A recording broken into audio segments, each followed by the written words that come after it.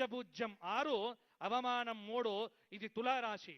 తులారాశి వారికి ఈ సంవత్సరము చక్కగా అద్భుతమైనటువంటి రోజు. ఇంకొక్కటి కూడా చెప్పుకోవాలి కాబట్టి, ఉగాది కాబట్టి రాజు గురించి మాట్లాడుకోవాలి. మన రాష్ట్రానికి రాజు రేవంత్ రెడ్డి గారు కాబట్టి, రేవంత్ రెడ్డి గారి యొక్క రాశి చిత్తా నక్షత్రం, తులారాశి. పంచమాధిపతి, అష్టమాధిపతి భాగ్యంలో బుధుడున్నాడు వారికి. ఆ బుధుడి యొక్క దశ ఇప్పుడు జరగబోతోంది కాబట్టి వారికి బ్రహ్మాండంగా ఈ సంవత్సరం అనుకూలంగా ఉండబోతోంది. కుంభలగ్నంలో పుట్టారు, బలం అనేటువంటిది పెరిగింది. కానీ అక్కడక్కడ లగ్నంలో రాహువు యొక్క ప్రభావం ఉండడం చేత 6వ స్థానంలో శని ఉన్నాడు ఈ సంవత్సరం. కాబట్టి 6వ స్థానంలో శని గోచార రీత్యా ఉండటము శత్రువుల మీద జయం సాధించటానికి కాస్త బలమనేటువంటిది ఉన్నది. అయితే కొద్దిగా కూడా నిద్రపోకుండా ఎల్లప్పుడూ అలర్ట్గా, జాగ్రత్తగా, అప్రమత్తతతో ఉంటేనే వారికి జయం అనేటువంటిది అద్భుతంగా ఉంటుంది. భాగ్యంలో నవమంలో గురువు, పంచమంలో రాహువు అప్పుడప్పుడు తలనొప్పులు ఇచ్చినప్పటికీ సమర్థత, దైవ బలము, ఇటు రాశి ప్రకారంగా గోచార బలము, నడుస్తున్నటువంటి దశాబలము, ఇవన్నీ వారికి యోగ్యతనిచ్చి ఈ సంవత్సరం వారికి తిరుగులేని విధంగా వారిని కాపాడుతాయి అని.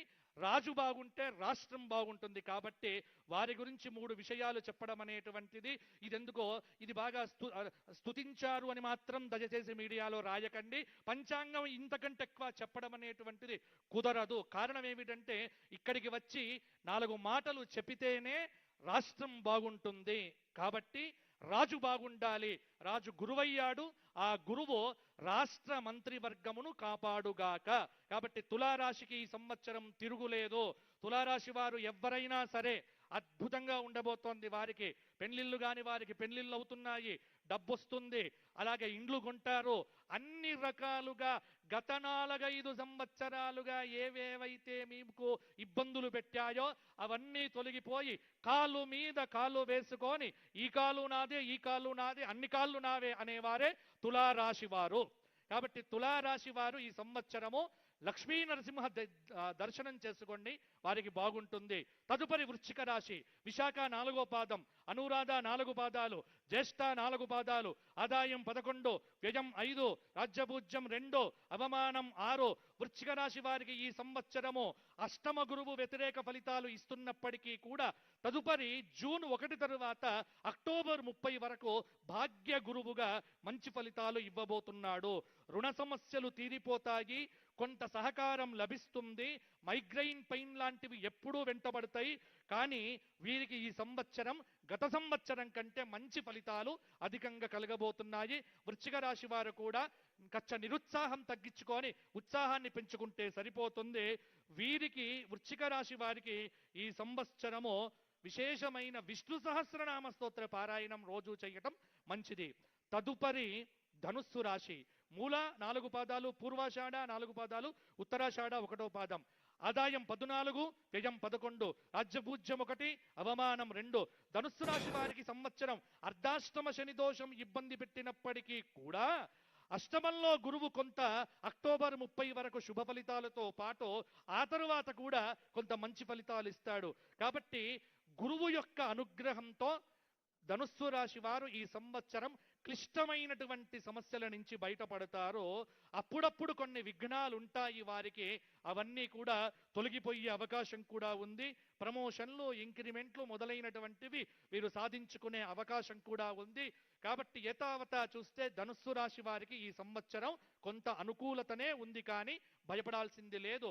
దత్తాత్రేయ ఆరాధన చేస్తే వీరికి ఇంకా బాగుంటుంది. మకర రాశి.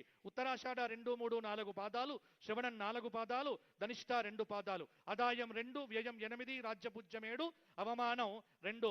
ఈ సంవత్సరం మకర రాశి వారికి తిరుగులేదు. మొండి పట్టుదలతో పరిగెత్తడం ఏమిటో తెలిసినటువంటి మకర రాశి వారికి జూన్ తరువాత అద్భుతమైనటువంటి గోచారం అనేటువంటిది పెరగబోతోంది. మంచి ఫలితాలు ఉంటాయి. మకర రాశి వారికి కూడా ఈ సంవత్సరం ఫలితాలు బాగానే ఉంటాయి.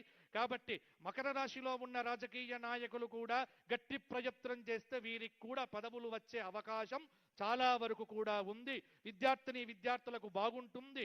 పెళ్లి కాని వారికి పెళ్లిళ్ళవుతాయి. మకర రాశి వారు వెంకటేశ్వర స్వామి దర్శనం చేసుకుంటూ స్వామి సేవ చేస్తూ ఉండండి, మీకు తిరుగు లేకుండా ఉంటుంది. కుంభరాశి ధనిష్ట 3-4 పాదాలు, శతభిషం 4 పాదాలు, పూర్వభద్ర 3 పాదాలు, ఆదాయం 2, వ్యయం 8, రాజ్యపూజ్యం 4, అవమానం 2. కుంభరాశి వారికి ఈ సంవత్సరము కొంత మంచి ఫలితాలే అధికంగా కలగబోతూ ఉన్నాయి. నేర్పుతో, కూర్పుతో, తీర్పుతో ఎదుటి వారిని ఆకట్టుకుంటూ ఉంటారు. వీరి యొక్క మాటయే వీరికి అద్భుతంగా ఉంటుంది. కాబట్టి కోపాన్ని తగ్గించుకొని, చిరాకును తగ్గించుకొని, అసహనాన్ని విడిచిపెట్టి నోటి ముందర చిరునవ్వుతో చిందిస్తూ ఉంటే కుంభరాశి వారికి ఈ సంవత్సరం పనులన్నీ బాగా జరుగుతాయి. కాబట్టి బీ హ్యాపీ. మీ దగ్గర ఉన్న వాళ్ళను హ్యాపీగా ఉంచే ప్రయత్నం చేయండి.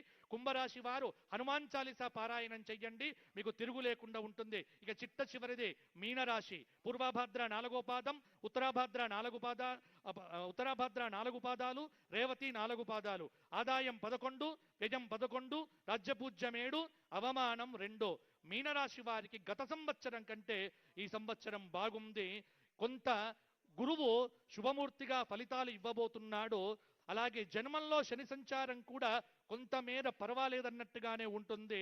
ప్రతిదీ ప్రయత్నం చేస్తే విజయం అనేటువంటిది వీరికి ఉంటుంది. అందరికంటే ఎక్కువ కష్టపడాల్సినటువంటి అవసరము మీనరాశి వారికి అయితే ఉంది. కాబట్టి మీనరాశి వారికి ఒకటే ఒక సూత్రం, కష్టే ఫలి శ్రమయేవ జయతే. ఇది చేసుకుంటే సరిపోతుంది. మీనరాశి వారు ఈ సంవత్సరము విశేషమైనటువంటి చక్కటి